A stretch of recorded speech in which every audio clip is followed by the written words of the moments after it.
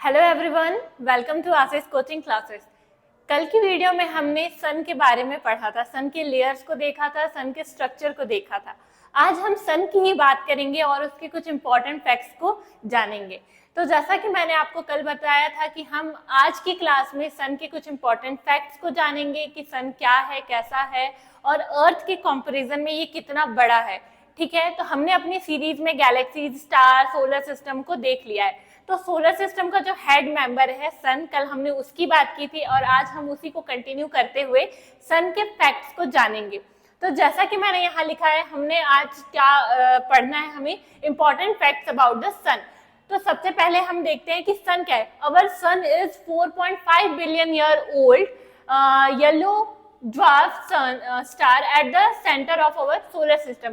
तो जो सन है वो लगभग 4.5 बिलियन ईयर पुराना एक स्टार है। इसका जो टोटल लाइफ साइकिल है, ये माना जाता है कि ये 11 बिलियन ईयर्स का इसका लाइफ साइकिल है, जिसमें इसने 4.5 बिलियन या अप्रोक्स 5 बिलियन ईयर को कंप्लीट कर लिया है। मतलब अपनी आधी उम्र इसने बिता ली है। इसके बाद जैसे ये 11 बिलियन ईयर्स कंप्लीट करेगा, ये एक रेड जायंट में चेंज होगा और फिर व्हाइट ड्वार्फ में चेंज होते हुए ब्लैक ड्वार्फ कंप्लीट करते हुए ये खत्म हो जाएगा। एक बार उसके बाद ये दिखना बंद हो जाएगा। बट अभी तक सन ने अपने पूरे लाइफ साइकिल केवल हाफ पार्ट कंप्लीट किया है। ठीक है, तो ऐसा माना जाता है कि जब ये अपनी पूरी लाइफ को कंप्लीट करने वाला रहेगा और जैसे वो रेड जायंट में चेंज होगा, तो क्योंकि मैंने बताया था कि जब ये कोई भी स्टार अपना लाइफ साइकिल कंप्लीट करने वाला होता है और वो रेड जायंट में चेंज होता है, तो उसका जो शेप होता है वो काफी ज्यादा बढ़ जाता है, उसका शेप काफी ज्यादा साइज में इंक्रीज करता है।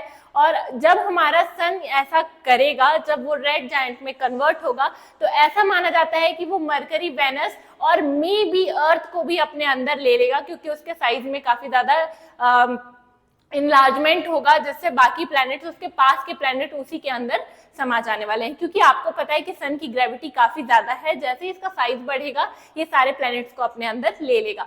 तो यहाँ पे हम देखते हैं कि जो हमारा सन है ये 4.5 बिलियन ईयर ओल्ड एक येलो ड्वार्फ स्टार है, जो अपना लाइफ साइकिल कंप्लीट करने के टाइम पे रेड जायंट में चेंज होगा, then white dwarf and black dwarf. और हमने ये भी देखा था कि सन से जो बड़े स्टार्स होते हैं, सन से जो 1.5 गुने बड़े स्टार्स होते हैं, वो जब अपना लाइफ साइकिल कंप्लीट करते हैं तो वो अभिनव तारा या सुपरनोवा में कन्वर्ट होते हैं और उसके बाद वो ब्लास्ट होते हैं और फिर neutron cluster and Pulsar stars बनते हैं, जिसमें जो न्यूट्रॉन तारा है वही ब्लैक होल का फॉर्मेशन करता है। अब हम इसके बाद आगे देखते हैं अपने सन के बारे में कि यहाँ पे है साइज एंड डिस्टेंस। सन का क्या साइज है और सन कितने डिस्टेंस में है हमसे। तो सन का जो साइज है, the sun is about 93 million miles यानी 150 million kilometre away from the earth. मतलब हमारे होम प्लेनेट से बोले या फिर हम बोले अर्थ से, ये 150 मिलियन किलोमीटर दूर है। आप सोच सकते हैं ये कितना ज्यादा डिस्टेंस है। और अच्छा है कि ये डिस्टेंस है, क्योंकि आपको पता है अगर ये डिस्टेंस नहीं होता, अगर हम सन के पास होते तो शायद हमारी लाइफ पॉसिबल नहीं होती, क्योंकि हमारा जो अर्थ है ये काफी ज्यादा हीटेड प्लैनेट होता, काफी ज्यादा यहाँ हीट होता, टेम्परेचर होता, और मे बी सन की जो ग्रेविटी है उसके कारण हमारा जो एक सैटेलाइट है, इकलौता जो सैटेलाइट है मून, वो भी शायद हमारे पास नहीं होता। तो ये डिस्टेंस अच्छा है कि काफी ज्यादा डिस्टेंस पे अर्थ है, इसीलिए क्या है यहाँ पे लाइफ पॉसिबल है। तो यहाँ देखते हैं हम, ये 93 मिलियन यानी 150 मिलियन किलोमीटर दूर है हमारे अर्थ से। और जब साइज की बात करें तो the sun is far more massive than our home planet. It would take more than 330,000 earth. ठीक है, सन इतना ज्यादा बड़ा है कि जब आप उसको अर्थ से कंपेयर करो तो वो लगभग 330,000 अर्थ को अपने अंदर रखने की पावर रखता है। मतलब आप जब सन से कंपेयर करो कि सन की जो साइज है, जब आप उसको अर्थ से कंपेयर करो, तो जब आप 3030 अर्थ को कंबाइन करोगे तो वो एक सन के बराबर होगा। आप सोच सकते हो कि सन कितना ज्यादा बड़ा है, और आपको ये भी पता चल रहा है कि सन की ग्रेविटी कितनी पावरफुल होगी, सन से कितना ज्यादा हीट निकल रहा है, कितना लाइट निकल रहा है, जिसको हमने कल के क्लास में पढ़ा था। अब हम देखते हैं ऑर्बिट एंड रोटेशन। क्योंकि सन जो है ये कभी भी रुका हुआ नहीं था और नहीं है और नहीं होगा। इसका मतलब ये है कि आपने जो अपने क्लासेस में पढ़ा है कि केवल प्लैनेट से रिवॉल्व करते हैं सन के, ये बिल्कुल गलत है। केवल प्लैनेट ही सन के रिवॉल्व नहीं करते हैं। मैं ऐसा भी नहीं बोल रही हूँ कि सन प्लैनेट का रिवॉल्यूशन करता है, बिल्कुल नहीं। मेरा कहना है कि मैंने अपने क्लास में ये भी बताया था कि जो हमारी गैलेक्सी है, द मिल्की वे गैलेक्सी, जो हमारा सन है ये मिल्की वे गैलेक्सी के किनारे पर है, क्योंकि ये एक न्यू स्टार ही है और ये ऑर्बिट करता है पूरे गैलेक्सी को। गैलेक्सी के सेंटर का ये क्या करता है, रिवॉल्यूशन करता है। तो सन बेसिकली सन का एक ऑर्बिट है और ये रिवॉल्यूशन करता है हमारे द मिल्की वे गैलेक्सी के सेंटर को। और इसका एक रिवॉल्यूशन मैंने आपको लास्ट क्लास में बताया था कि ये कब तक कंप्लीट होता है, क्या आपको याद है? अगर नहीं है तो मैं फिर से बताती हूँ कि इसका जो रिवॉल्यूशन है ये 25 करोड़ ईयर्स में कंप्लीट होता है। दैट मीन्स सन अपने पूरे रिवॉल्यूशन को अपना एक ईयर जब कंप्लीट करता है तो इसका ईयर होता है 25 करोड़ ईयर्स का। ये तो बहुत ज्यादा है, ठीक है, क्योंकि हमारी गैलेक्सी छोटी है भी नहीं। और ये किस स्पीड से कंप्लीट करता है तो मैंने ये भी आपको लास्ट क्लास में बताया था कि जो हमारा सन है ये 250 किलोमीटर पर सेकेंड की स्पीड से 25 करोड़ ईयर्स में हमारी गैलेक्सी का एक राउंड कंप्लीट करता है। तो सन के साथ साथ हमारे जो अदर प्लैनेट्स हैं like Mercury, Venus, Earth, Mars, Jupiter, Saturn, Neptune, Uranus, ये सारे जो प्लैनेट्स हैं, ये इसके बाद जो एस्ट्रॉइड्स हैं, जो कॉमेट्स हैं, ये सारे जो है सन के साथ साथ ही हमारे गैलेक्सी का राउंड कंप्लीट करते हैं, क्योंकि डायरेक्ट इनडायरेक्ट जैसे भी हो ये सब सन का रिवॉल्यूशन करते रहते हैं। जैसे जैसे सन आगे बढ़ते रहता है ये प्लैनेट्स भी उसके आगे उसके साथ साथ में आगे चलते रहते हैं सन के रिवॉल्यूशन को करते करते। तो इस तरीके से हम बोल सकते हैं कि डायरेक्ट और indirect planet, asteroids and comets भी सन के साथ साथ गैलेक्सी का पूरा एक राउंड करते हैं 25 करोड़ ईयर्स में, ठीक है। आई होप कि आपको जानकारी अच्छी लग रही होगी, फैक्ट्स अच्छे लग रहे होंगे। अब हम आगे देखते हैं। हमने देखा ऑर्बिट एंड रोटेशन, ठीक है, तो मैंने रिवॉल्यूशन तो बता दिया। अब रोटेशन की बात करते हैं, क्योंकि सन ये क्या है, स्थायी नहीं है, हम बोल सकते हैं ये क्या है, रुका हुआ नहीं है, ये अपने प्लेस पे भी रोटेशन करता है, क्योंकि ये रिवॉल्यूशन के साथ साथ रोटेशन भी करता है। तो अब बात आती है रोटेशन की। तो क्योंकि हमको पता है कि जो सन है ये गैसेस से मिलकर बना हुआ है, क्योंकि ये अर्थ की तरह क्या है, एकदम डेंस प्लैनेट की तरह या फिर रॉकी सरफेस यहाँ पर नहीं पाया जाता है, यहाँ पे केवल गैसेस पाई जाती हैं। तो गैसेस होने के कारण इसके अलग अलग सरफेस का जो रोटेशन स्पीड होता है वो अलग अलग होता है।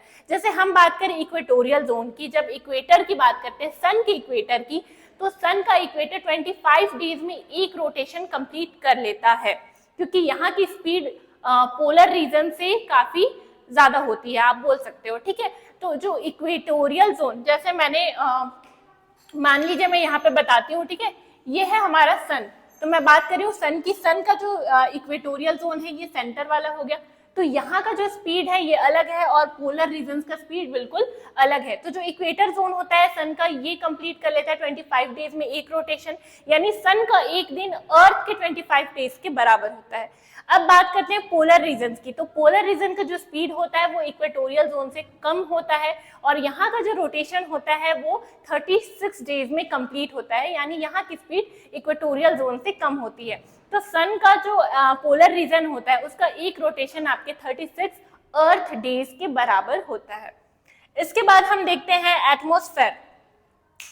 अब बात आती है एटमॉस्फेयर की। आप बोलोगे क्या सन में भी एटमॉस्फेयर होता है? हाँ बिल्कुल होता है, लेकिन वो अर्थ से काफी अलग होता है। एटमॉस्फेयर का मतलब ये नहीं है कि आपके अर्थ पे जिस टाइप का एटमॉस्फेयर है, हवाएं चल रही हैं या अलग अलग लेयर्स है, बिल्कुल नहीं, ऐसा नहीं है। वहाँ का एटमॉस्फेयर बहुत ही ज्यादा अलग है। कल जब हमने स्ट्रक्चर की बात की थी तो हमने देखा था core, radioactive zone, convective zone और उसके बाहर की लेयर की बात की थी। बेसिकली जो बाहर का लेयर है जहाँ पे फोटोस्फेयर, क्रोमोस्फेयर और कोरोना पाया जा रहा था, यही 3 लेयर तो एटमॉस्फेयर बनाते हैं सन का। जी हाँ, तो फिर हम देखते हैं कि एटमॉस्फेयर क्या होता है। सबसे पहले मैंने बताया फोटोस्फेयर, क्रोमोस्फेयर और कोरोना, ये 3 मिलकर सन का एटमॉस्फेयर बनाते हैं, जिनके टेम्परेचर काफी अलग अलग होते हैं, ठीक है। फोटोस्फेयर ही हमें क्या होता है, सबसे ज्यादा लाइट प्रोड्यूस करता है, सबसे ज्यादा दिखने वाला पार्ट होता है, तो इसे हम क्या बोलते हैं, फोटोस्फेयर। क्रोमोस्फेयर वर्णमंडल कहलाता है, इसका टेम्परेचर काफी ज्यादा होता है फोटोस्फेयर के कंपैरिजन में। कोरोना मैंने बताया था, कोरोना सबसे बाहरी जो आग की लपटें हैं हम उसे कोरोना बोलते हैं। ये जो पार्ट है, जब भी आपका सोलर इक्लिप्स होता है तो यही पार्ट आपको रिंग लाइक स्ट्रक्चर में दिखाई देता है, ठीक है। इससे काफी ज्यादा हार्मफुल रेज भी आती है, मैंने ये भी बताया था, ठीक है।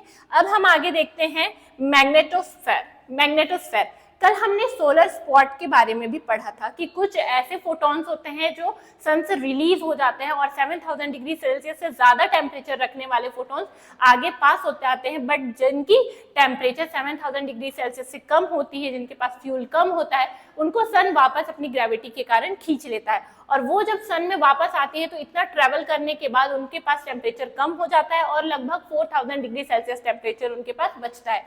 जबकि आपको ये पता है कि सन का बाहर का जो लेयर होता है, बाहरी लेयर में जो टेम्परेचर है वो 6000 डिग्री सेल्सियस है। तो जब ज्यादा टेम्परेचर में कम टेम्परेचर वाला कोई फोटोन जाके मिक्स होता है तो वो एक काले स्पॉट की तरह दिखाई देता है, जैसे हम सोलर स्पॉट बोलते हैं या सन स्पॉट बोलते हैं। ठीक है, तो यही स्पॉट जो है यहाँ से मैग्नेटिक फील्ड का फॉर्मेशन करता है। तो हम बोल सकते हैं कि सन से एक मैग्नेटिक फील्ड या एक मैग्नेटिक रे जनरेट होती है, रेज निकलती है जो हमारे सोलर सिस्टम में आगे जाके फैलती हैं या एक्सपेंड करती हैं और काफी सारे प्लैनेट्स को इफेक्ट भी करती हैं, या हम बोल सकते हैं वहां पे इंटरप्लैनेटरी मैग्नेटिक फील्ड का फॉर्मेशन करती हैं। इस मैग्नेटिक फील्ड के कारण ही कभी कभी हमारे अर्थ पे जो हमारे टेलीफोन्स या वायरलेस विदाउट वायर के जो कनेक्शन है ये डिस्टर्ब हो जाते हैं। ठीक है, नेटवर्क एरर हो जाता है। तो ये सब हमने देखा, size, distance, orbit rotation, atmosphere, magnetosphere, sun का एज कितना है, ये सारे फैक्ट्स आपके सन के बारे में हैं जो काफी इंटरेस्टिंग है। ठीक है, अब हम कुछ और भी फैक्ट्स देखते हैं। जैसे यहाँ पे है the sun has 75% of hydrogen and 25% of helium. आपको पता है कि सन के कोर में हाइड्रोजन हीलियम में चेंज होता है। ठीक है, हाइड्रोजन के हीलियम में चेंज होने से ही यहाँ पे इतना ज्यादा हीट जनरेट होता है, लाइट जनरेट होता है। यानी हम बोल सकते हैं कि जो हाइड्रोजन हीलियम में चेंज हो रहा है यही सन के फ्यूल की तरह काम कर रहा है। अब ये फ्यूल जिस दिन खत्म होगा उस दिन सन खत्म हो जाने वाला है, बट आपको पता है ये काफी समय लगेगा क्योंकि इसका जो लाइफ साइकिल है ये 11 बिलियन ईयर्स का है, जिसमें इसने 4.5 बिलियन ईयर लगभग अपनी आधी उम्र गुजार ली है। तो यहाँ पे मेनली जो हाइड्रोजन है 75% है, 24% हीलियम है और जो अदर गैसेस हैं वो केवल 1% पाए जाते हैं सन में। इसके बाद है mass of the sun is 3,32,000 times that of earth. अगर हम द्रव्यमान की बात करें यानी मास की बात करें तो जो सन का मास है वो अर्थ से 3,32,000 टाइम्स ज्यादा है। बेसिकली होगा ही क्योंकि सन इतना ज्यादा बड़ा है। आप जब अर्थ से कंपेयर कर रहे हो तो 330,000 अर्थ आप उसमें एडजस्ट कर पा रहे हो, तो इसका मास तो बड़ा होना ही था, ज्यादा होना ही था। कितना ज्यादा है तो 3,32,000 टाइम्स हमारे अर्थ से है, हमारे अर्थ का 3,32,000 टाइम्स ज्यादा है।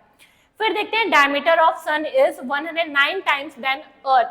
अर्थ की जब आप बात करते हो तो अर्थ का जो डायमीटर है अगर आप उससे सन के डायमीटर को कंपेयर करते हो तो वो 109 टाइम्स अर्थ के डायमीटर से ज्यादा है। ठीक है, यानी हम बोल सकते हैं सन का इक्वेटोरियल पार्ट का जो डायमीटर है वो अर्थ के डायमीटर का 109 टाइम्स ज्यादा होता है। इसके बाद है density of sun is 20 times more than Earth. ठीक है, मोर देन अर्थ, यानी यहाँ पे ये बोल रहा है कि जो सन की डेंसिटी है ये अर्थ की डेंसिटी से 20 गुना ज्यादा है, 20 टाइम्स ज्यादा है। यानी सन की जो डेंसिटी है ये 20 टाइम्स ज्यादा है अर्थ की डेंसिटी से। ठीक है, फिर है इक्वेटोरियल रोटेशन कंप्लीट्स इन 25 डेज, जो मैंने आपको बताया कि सन का जो एक रोटेशन होता है वो 25 डेज का होता है। कौन से पार्ट में? इक्वेटोरियल पार्ट में। और सन का जो पोलर रीजन होता है वो अपना रोटेशन कंप्लीट करता है 36 डेज में। तो ये कुछ फैक्ट्स हो गए सन के बारे में जो मैंने आपको बताया। एक बार मैं आपको इसको डायग्राम के थ्रू भी समझा देती हूँ।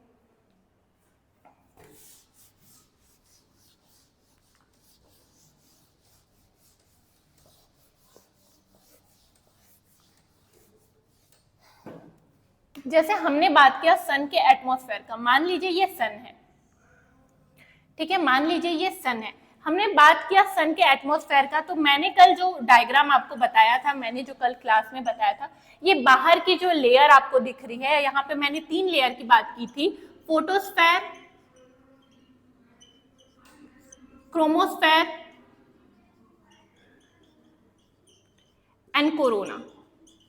इन सबका टेम्परेचर अलग अलग था। यही 3 जो है मिलकर सन का एटमॉस्फेयर फॉर्म करते हैं, एटमॉस्फेयर। स्फीयर फॉर्म करते हैं। बात आई स्ट्रक्चर की, तो कल मैंने आपको स्ट्रक्चर समझा दिया था कि सन के बीच के पार्ट को हम कोर बोलते हैं, इसके मिडिल पार्ट को हम रेडिएक्टिव जोन बोलते हैं और बाहर के पार्ट को कन्वेक्टिव जोन बोलते हैं, जहां पे हाइड्रोजन सेल्स प्रेजेंट होते हैं। जो सोलर स्पॉट की मैंने बात की, जब ये फोटॉन्स बाहर निकलते हैं और रिटर्न वापस आते हैं तो ये कहीं पे इसी में किसी गैप में आके सेटल हो जाते हैं, जिसे हम सोलर स्पॉट बोलते हैं, क्योंकि ये कुछ काले धब्बे के समान दिखाई देता है। अब मैंने यहाँ पे एक नई बात बताई आपको, मैग्नेटोस्फेयर। मैंने कहा जब यहाँ से मैग्नेटिक फील्ड जनरेट होती है तो वो सन से ऐसे निकलती है और ये सोलर सिस्टम में एक्सपेंड करती है, बीच में प्लैनेट्स आते हैं तो इन प्लैनेट्स को भी क्या करती है, ये इफेक्ट करती है। मैंने यहाँ पे टेम्परेचर आपको अलग अलग बताया था। सबसे ज्यादा टेम्परेचर कौन सा पार्ट बना रहा था, कोरोना, ठीक है, जो approx 37 million degree Celsius something था। तो सबसे ज्यादा टेम्परेचर बनाने वाला पार्ट कोरोना था। मैंने आपको बताया था जब भी सोलर इक्लिप्स होता है तो सोलर इक्लिप्स के टाइम पे हमें यही कोरोना का पार्ट ही विजिबल होता है एक रिंग लाइक स्ट्रक्चर में, क्योंकि बीच का पार्ट जो है ये मून से पूरा कवर हो जाता है, ठीक है। और यहीं से काफी सारे रेज उस टाइम पे हमें हमारे आंखों में पड़ते हैं, इसीलिए बोला जाता है कि नेक्ड आइज से बिल्कुल भी सोलर इक्लिप्स के टाइम पे आपको सन को नहीं देखना चाहिए, ठीक है। हमने बात किया 75% यहाँ हाइड्रोजन प्रेजेंट है कोर में, ठीक है। आप बोल सकते हो क्योंकि सबसे ज्यादा यहाँ पे हाइड्रोजन हीलियम में कहाँ पे चेंज होता है, कोर में, जहाँ का टेम्परेचर कितना था, 15 मिलियन डिग्री सेल्सियस टेम्परेचर था। अब यहाँ पे बात आ रही है equatorial rotation and polar rotation. तो जब हम सन की इक्वेटोरियल पार्ट की बात करते हैं यहाँ की, तो क्योंकि ये गैसेस का गोला है, ठीक है, गैसेस से बना है, यानी पूरे सारे पार्ट जॉइंट नहीं है, बिल्कुल गैस का गोला है, तो यहाँ का जो स्पीड है वो यहाँ के स्पीड से ज्यादा होता है। ये जो रोटेशन होता है यहाँ पे का रोटेशन जो स्पीड होता है ये 25 डेज में अपना एक रोटेशन कंप्लीट करता है, जबकि हम बात करें अगर पोलर रीजन की, पोलर पार्ट्स की, ठीक है, एक्सिस पार्ट्स की, तो ये 36 डेज में अपना एक रोटेशन कंप्लीट कर पाता है, ठीक है।